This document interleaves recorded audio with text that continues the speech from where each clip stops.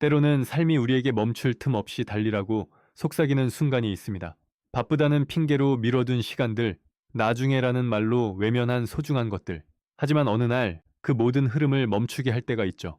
용기 내어 멈추고 떠나게 되었던 제 이야기를 들려드리려 합니다. 안녕하세요. 눈 감았다가 뜨니 어느새 30대 후반이 된 최지혜라고 합니다. 그날도 여느 때처럼 늦은 밤까지 컴퓨터 앞에 앉아 보고서를 정리하고 있었어요. 하이힐을 신은 채로 7시간을 버틴 다리엔 저릿한 통증이 올라오고 모니터 화면에 비치는 제 얼굴은 분명 피곤해 보였을 거예요. 하지만 멈출 수 없었죠. 사람들이 보기엔 잘 나가는 마케팅 본부 팀장이라고들 했으니까요. 무너지면 안 되는 사람처럼 그렇게 살아왔어요. 그때였어요. 모처럼 침묵하던 휴대폰이 책상 위에서 떨리기 시작했어요. 아빠라는 두 글자가 화면 위에 반짝였죠. 한참을 들여다보다 망설임 끝에 전화를 받았어요. 지혜야, 잘 지내냐? 변함없이 조심스러운 목소리였어요. 부쩍 쉰 목소리, 말끝마다 맺히는 침묵. 잠깐 사이에 왜 이렇게 나이 드셨지? 싶을 정도였죠. 응, 일하고 있었어. 무슨 일이야? 아니, 그냥 너 목소리 듣고 싶어서. 그 말에 가슴 어딘가가 쿡 하고 찔렸어요. 언제부턴가 우리는 특별한 이유 없이 멀어졌거든요. 서울에서 직장 잡고 혼자 살아가면서 괜찮다는 말 한마디로 전화를 미루기 일쑤였어요. 부모님 돌아가신 후 혼자 지방에 남아 텃밭을 가꾸며 살던 아빠는 늘 같은 자리에 있었는데 저만 바쁘다며 피곤하다며 멀리 있었던 거죠. 그래도 목소리 들으니까 좋다. 아빠는 그렇게 말했어요. 울컥했지만 아무렇지 않은 척했죠. 아빠, 혹시 무슨 일 있어? 그 질문에 한참 말이 없으시더니 조용히 말을 이으셨어요. 다음 주에 서울병원 좀 가야 해. 큰 병은 아니고 진료만 받으면 돼. 그 말을 듣고도 전 무심하게 받아들였어요. 연세도 있으신데 검진 받을 때가 됐나 보다. 그 정도로만요. 그런데 며칠 뒤 병원에 동행해달라는 연락이 왔고 주말을 반납하고 강남에 있는 병원에 같이 가게 됐어요. 진료실 안, 의사의 말이 참 이상하게 들렸던 걸 기억해요. 진단명은 파킨슨병입니다. 초기 단계지만 진행 속도가 관건이죠. 순간 시간이 멈춘 것 같았어요. 내가 알던 그 병, 손이 떨리고 움직임이 둔해지고 점점 말수도 줄어드는 퇴행성 신경질환.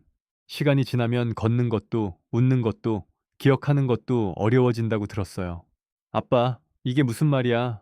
제가 묻자 아빠는 창밖을 보며 말했어요. 처음엔 그냥 손이 좀 떨리더라고. 설마 했지. 근데 요즘은 계단도 힘들고 젓가락질도 버겁고 그날 이후로 아빠는 병명을 제 입으로 꺼낸 적이 없었어요. 하지만 저는 자꾸만 손을 들여다보게 됐고 옷 매무새를 고르는 그 손끝이 조금씩 떨리는 걸 매일같이 목격하게 됐죠. 며칠 뒤 아빠는 조심스럽게 제게 말을 꺼냈어요.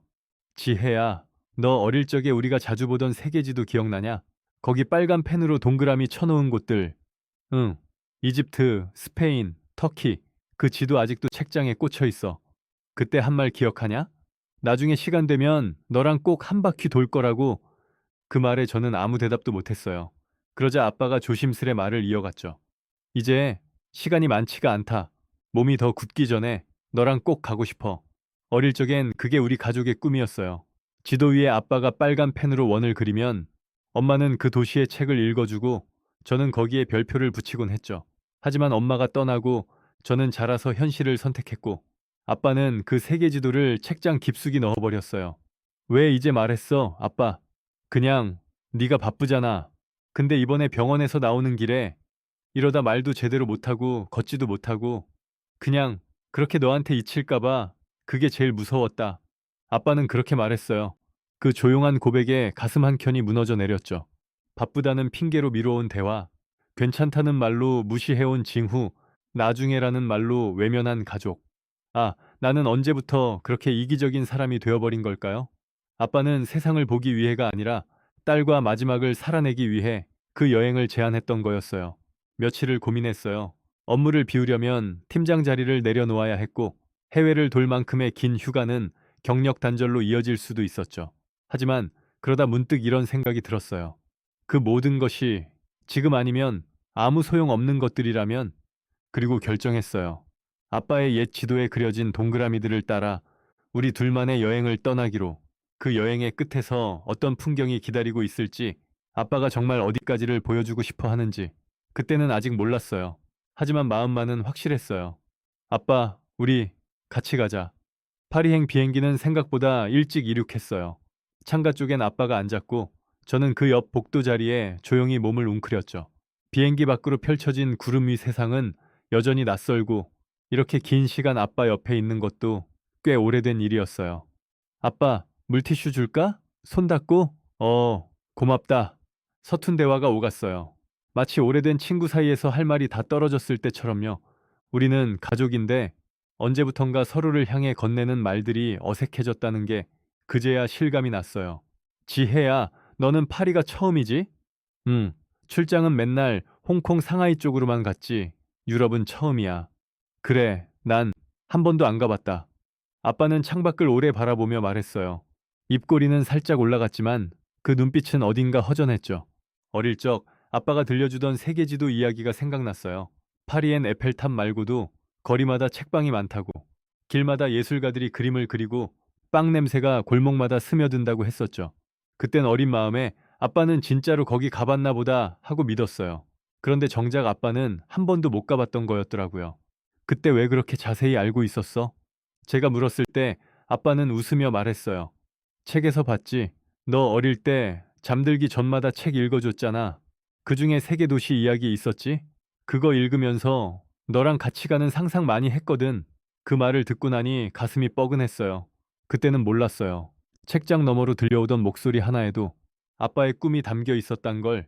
비행기가 활주로 위로 내려앉을 때쯤 아빠는 괜히 옷깃을 고르며 혼잣말처럼 말했어요. 파리는 냄새부터 다르다더라. 첫 숙소는 몽마르트 언덕 근처에 있는 작은 호텔이었어요. 창문을 열자 바게트 굽는 냄새가 퍼졌고 정말 아빠 말처럼 거리마다 책방이 보였어요. 그런 풍경 앞에선 아빠의 표정이 훨씬 부드러워졌죠. 자, 여기 봐. 지혜야, 이거 봐. 저기 길모퉁이, 저게 우리가 봤던 그 거리다. 책 속에 있던 거랑 똑같네. 그 순간 처음으로 아빠가 아이처럼 들떠 보였어요. 저녁 무렵 에펠탑 앞 벤치에 앉았을 때였어요. 아빠는 종이컵에 커피를 홀짝이며 말했어요. 내가 너 데리고 이렇게 걷고 있을 줄 몰랐다. 아빠, 그 말 너무 늙은이 같아. 하하, 그러냐? 응. 아빠 아직 멀었어. 요새는 100세 시대야. 우리 계획된 여행 코스만 해도 내 개국이야. 그랬더니 아빠는 고개를 끄덕이며 말했어요.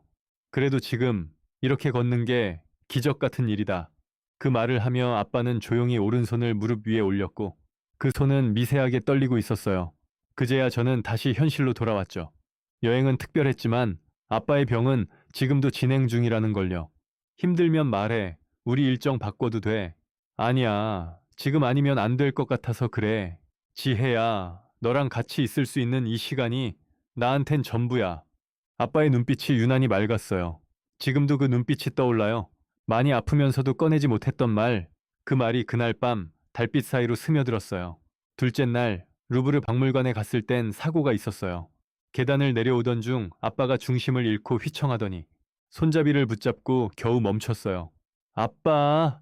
제가 소리치며 달려갔고 아빠는 애써 괜찮다는 듯 일어섰죠. 하지만 손은 땀에 젖어 있었고 입엔 식은땀이 맺혀 있었어요. 약, 약 먹는 시간 놓쳤네. 아빠는 조용히 가방을 열고 작은 약통을 꺼냈어요. 손이 떨려 알약 하나 꺼내는 데에도 시간이 걸렸죠. 그 모습을 보며 저는 처음으로 두려웠어요. 이 여행을 계속해도 괜찮을까? 내가 감당할 수 있을까? 하지만 그런 저를 보며 아빠가 웃으며 말했어요. 지혜야, 이게 살아있다는 증거야. 힘들고 아프고 이렇게 약도 먹어야 하고 그래도 이렇게 너랑 같이 여기 있는 게 그냥 살아있는 것보다 훨씬 낫지 않냐? 그 말을 듣고 눈물이 날 뻔했어요. 우리는 함께 파리에 있었고 그건 누군가에겐 아무것도 아닐 수 있지만 아빠에겐 꿈의 일부였던 거예요. 그날 밤 호텔 침대에 누워서 저는 처음으로 아빠의 옆모습을 오래 봤어요. 푹 꺼진 볼, 늘어진 눈과 까맣게 탄 손 등. 아빠, 언제 이렇게 늙었지? 그러게. 너는 벌써 고개 숙이고 일하는 나이가 됐고 나는 이제 고개 드는 것도 벅찬 나이가 됐네.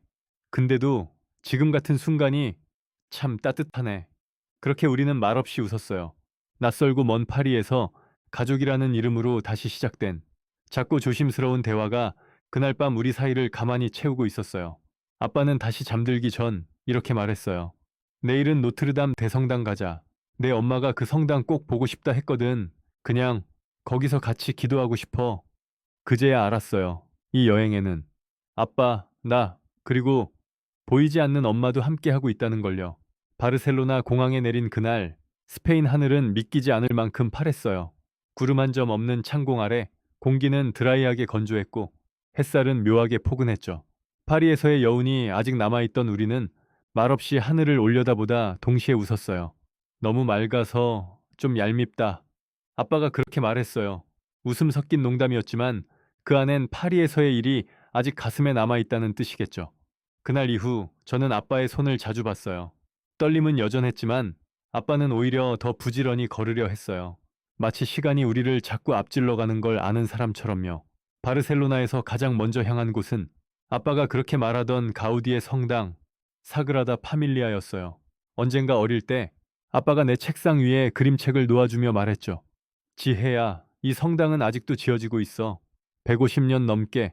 근데 봐, 얼마나 아름다운지. 그때는 이해하지 못했어요. 왜 그렇게 오래 짓는지, 왜 미완성인 걸 자랑스러워하는지. 그런데 성당 앞에 선 순간 저도 알겠더라고요.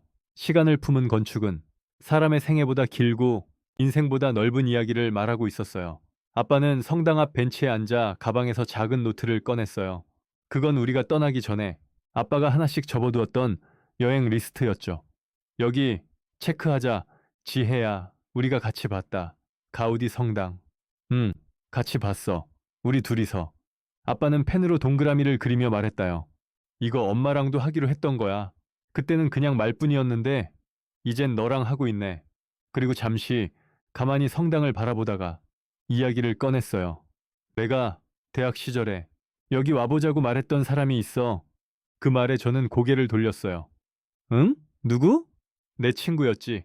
엄마 만나기 전 진짜 인생의 첫 여행 친구였어. 우린 늘 꿈만 꿨어. 세계지도 붙여놓고 스페인, 터키, 모로코 죽기 전에 꼭 가자고. 그럼 결국 못 간 거야? 응. 그 친구는 35세 세상을 떠났거든. 간암으로. 말끝에 잠깐의 침묵이 흘렀어요. 그 친구 유골 일부가 여기 묻혀 있어. 작은 공동 묘지에 가족 허락받고 정식으로 요청했거든. 오래전 이야기야. 그럼 아빠는 이번 여행이 그 약속 지키러 온 거야.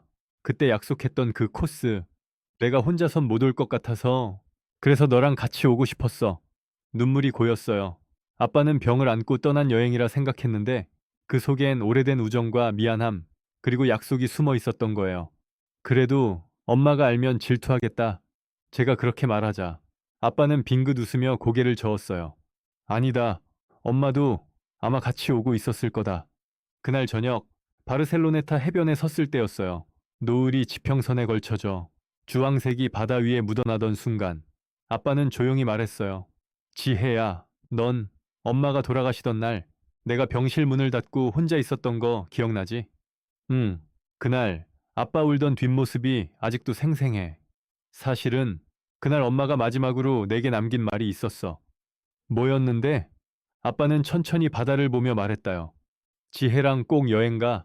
지금은 바빠도 언젠가는 그 아이 자기 삶을 멈추고 돌아봐야 할 날이 올 거야.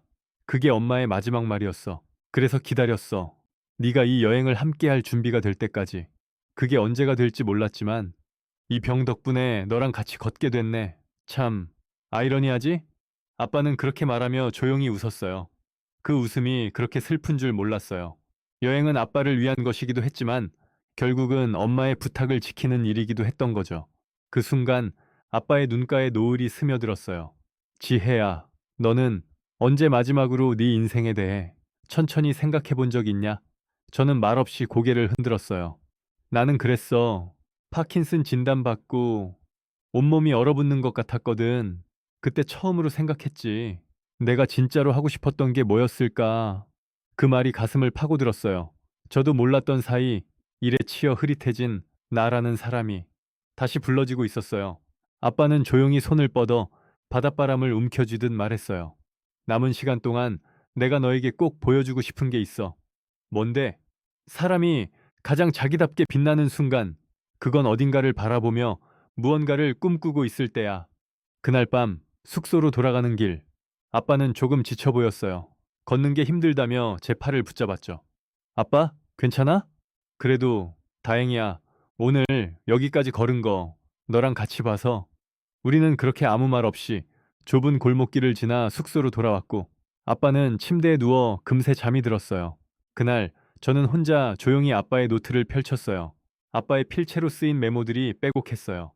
지혜가 웃었다. 파리에서 오랜만에. 루브르 계단에서 미끄러졌지만 지혜가 내 손을 꽉 잡았다. 기억해야지. 그 온기. 바르셀로나. 약속을 지켰다. 이젠 나보다 지혜가 나를 이끌어주고 있다. 그 문장들을 읽는데 가슴이 저려왔어요. 그건 여행 일지가 아니라 사랑의 기록이었고 한 아빠가 딸에게 건네는 묵직한 고백이었어요. 아빠는 그날 노을 아래에서 과거의 약속을 지켰고 저는 지금의 나를 다시 바라보게 되었어요. 그 여행은 어느새 아빠의 고백을 들을 수 있는 시간이며 제 인생의 방향을 다시 묻는 나침반이 되었어요. 그리고 그 여우는 바르셀로나의 노을보다도 훨씬 오래 제 가슴속에 머물렀어요. 이스탄불은 생각보다 조용한 도시였어요. 해질 무렵 보스포루스 해협을 따라 붉게 물드는 풍경이 어딘지 모르게 낯설고 익숙했죠. 유럽과 아시아가 맞닿은 그 도시엔 시간과 공간, 삶과 죽음이 한 겹에 얹혀 있는 듯 했어요. 공항에 도착했을 때부터 아빠의 컨디션은 좋지 않았어요. 비행기 안에서도 내내 손을 주무르시더니 호텔에 들어서자마자 침대에 몸을 눕히셨어요. 아빠, 많이 힘들어? 괜찮다. 조금 쉬면 돼. 그 말이 믿기지 않았어요. 아빠는 괜찮다는 말을 습관처럼 자주 썼지만 그럴 때일수록 얼굴빛은 더 창백했으니까요. 다음날 아침 숙소 창밖으로 들려오는 이슬람 기도인 애잔 소리에 아빠는 잠에서 깨어났어요. 눈은 감은 채로 말씀하셨어요. 저 소리 참 멀리 퍼지지. 응, 나도 깼어. 우리 좀 쉬자. 오늘은 일정 안 잡을게. 하지만 아빠는 고개를 저으셨어요. 안 돼. 오늘 가야 해. 어디? 술타나 흐메트 모스크. 그건 엄마가 생전에 늘 이야기하던 곳이었어요. 지혜야, 이스탄불에 가게 되면 꼭 파란 모스크를 보자. 돔 위로 햇살이 내려앉는 모습이 너무 아름답다더라. 그 말을 떠올리며 아빠는 천천히 일어났고 우리는 그날 오전 택시를 타고 파란 모스크로 향했어요. 모스크 앞에 섰을 때 아빠는 눈을 감고 조용히 기도하는 듯 했어요. 마치 그 자리에 엄마가 함께 서 있다는 걸 믿는 사람처럼요. 여기까지 왔네. 그 말을 하고 아빠는 가방에서 작은 봉투 하나를 꺼냈어요. 조심스레 두 손으로 꺼내든 그것은 엄마의 사진 한 장이었어요. 이거 엄마가 좋아하던 사진이야. 사진 속 엄마는 웃고 있었어요. 아빠가 찍어준 거라고 했죠. 꽃무늬 원피스를 입고 눈갠 햇살이 머물고 있었어요. 엄마랑 같이 보러 오고 싶었는데 이렇게라도 보여주고 싶었어. 아빠는 사진을 손에 꼭 쥔 채 말없이 하늘을 올려다보았어요. 그 장면을 바라보는 제 눈에도 어느새 눈물이 차올랐어요. 그날 오후 숙소로 돌아온 아빠는 무척 지쳐 보였어요. 약을 드시고도 떨림이 잦아들지 않았고 식사도 거의 하지 않으셨어요. 아빠, 병원 가보자. 그냥 상태 체크만 하자. 너무 힘들어 보여. 제가 조심스럽게 말하자 아빠는 한참 말이 없다가 고개를 끄덕였어요. 현지 병원은 한국과 분위기가 달랐어요. 진료실 안은 조용했고 의사는 차분하게 설명했어요. 지금 상태로 보아선 여행을 계속하는 게 신체에 무리가 될 수 있습니다. 가능하다면 휴식과 안정이 필요합니다. 의사의 말은 너무도 분명했지만 그보다 더 아프게 들린 건 아빠의 침묵이었어요. 진료실을 나와 조용히 걸어오는 길, 아빠가 먼저 입을 열었어요. 여기까지만 하자. 응, 아빠. 괜찮아. 이제 다 왔어. 보여주고 싶었던 곳은 다 보여줬고, 이제 너도 알겠지. 내가 이 여행을 왜 하고 싶었는지. 응, 알 것 같아. 지혜야, 이 여행은 내 인생의 마지막 선물일지도 몰라. 그날 밤, 아빠는 나에게 조용히 한 권의 노트를 건넸어요. 표지는 낡았지만 속엔 빼곡히 송을 씨가 적혀 있었어요. 이거 뭐야? 여행 일기야. 너랑 가는 여행을 꿈꾸기 시작했을 때부터 쓴 거야. 이게 언제부터야? 네가 고등학교 때, 그때부터였어. 언젠가 네가 잠깐 멈출 수 있을 때가 오면 그때 내가 널 데리고 가야겠다. 그런 생각했거든. 송을 씨는 어느 페이지에선 삐뚤어졌고 어느 페이지에선 번져 있었어요. 지혜가 오늘 웃었다. 바르셀로나 노을 아래에서 이보다 더 고마운 순간이 또 있을까? 오늘은 손이 더 떨려서 펜을 오래 들 수 없었다.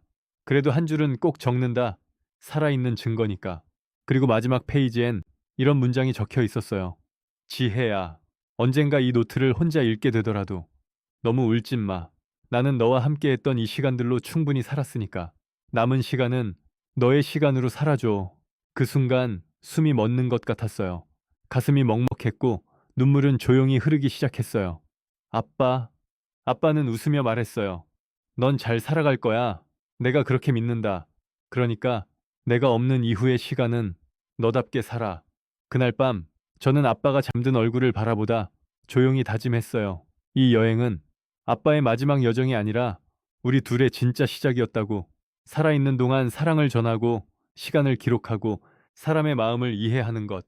그게 인생이라면 이 여행은 그 모든 것을 나에게 보여준 거라고 생각했어요. 아빠의 마지막 도시. 그 속에서 저는 제 삶의 첫 문장을 비로소 적기 시작했어요. 한국으로 돌아온 건 3월의 바람이 아직 매서운 어느 오후였어요. 비행기에서 내리던 순간부터 모든 것이 조금씩 느려지는 기분이었죠. 아빠는 귀국 직후 병원에 입원하셨어요. 긴 여행의 피로, 그리고 본격화된 파킨슨병의 진행, 그 어느 것도 예외 없이 찾아왔죠. 하루가 다르게 손의 떨림은 심해졌고 말수는 줄어들었어요. 말 대신 가끔 제 손을 꼭 잡으셨어요. 그것만으로 충분하다고 말씀하듯이요. 저는 매일같이 퇴근 후 병원으로 향했어요. 한 손엔 회사 노트북, 한 손엔 도시락. 그러면서도 어느 순간부터 아빠의 수면 시간엔 그 노트를 꺼내 읽곤 했어요. 그 노트, 여행 중 아빠가 제게 건넸던 바로 그 일기장이요. 아빠의 글씨는 더 이상 진하게 뻗어나갈 수 없었지만 그 문장 하나하나가 제 하루를 끌어당겼어요. 지혜는 오늘 나를 부축했다. 그러면서도 웃었다. 나를 약한 존재로 대하지 않아서 고맙다. 내가 병에 걸린 것이 우리 부녀의 두 번째 인생을 열어주는 열쇠였다면 이 병도 미워하지 않으련다. 그 글들을 읽고 나면 전 늘 울면서도 웃게 되었어요. 봄이 지나고 여름으로 넘어갈 즈음 아빠는 말하는 대신 눈빛으로 의사를 표현하게 됐어요. 식사도 도와드려야 했고 산책은 휠체어가 필요했죠. 그날도 휠체어를 밀며 병원 옥상 정원에 올라갔어요. 하늘이 맑았고 구름은 그 어느 날보다도 평화로웠죠. 아빠는 손으로 주머니를 가리켰어요. 노트 한 권과 한 장의 편지가 들어 있었습니다. 봉투 앞면엔 익숙한 글씨로 지혜에게 라고 적혀 있었어요. 숨을 고르고 조심스럽게 편지를 펼쳤어요. 지혜야, 이 편지를 네가 언제 읽게 될지 모르겠지만 내가 네 앞에 없을 때쯤이겠지. 사실 난 네가 자라면서 내 곁에서 멀어지는 게 무척 서운했단다. 하지만 어느 날 문득 생각했지. 내가 널 사랑하는 만큼 너는 세상을 사랑하러 나간 거구나. 그래서 괜찮다고 수없이 스스로에게 말했단다. 이번 여행에서 난 많은 걸 내려놨다. 내 청춘, 내 미련, 내 후회, 그리고 남겨진 시간에 대한 두려움. 너랑 함께 걸은 거리, 같이 본 노을, 그 모든 장면들이 나에겐 축복이었다. 이제 넌 너의 시간을 살아. 그 누구의 딸이 아니라 누군가의 팀장이 아니라 지혜라는 이름의 한 사람으로. 그리고 가끔 시간이 허락된다면 내 여행의 중간중간 잠깐 나를 떠올려 주렴. 그것만으로도 난 충분히 잘 다녀왔다고 말할 수 있을 것 같다. 사랑한다. 내 딸, 내 친구, 내 동반자. 아빠가 편지를 다 읽고 나서 그 자리에 조용히 주저앉았어요. 그 편지는 작별이 아닌 나에게 건네는 삶의 인사 같았어요. 그렇게 여름이 지나 가을의 문턱을 넘기던 어느 날 아빠는 마지막 인사를 남기고 조용히 떠나셨어요.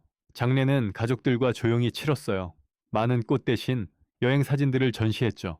이스탄불에서의 노을, 바르셀로나 벤치에 앉아 웃고 있는 아빠, 에펠탑 아래 손을 흔드는 모습까지. 사진들 사이엔 아빠의 노트에 있던 문장들을 하나씩 인용해서 붙였어요. 그 전시의 마지막 사진 아래엔 이 문장을 붙였어요. 나는 살아있었다. 너와 함께한 그 모든 장면 속에서 많은 사람들이 말없이 눈물을 닦았어요.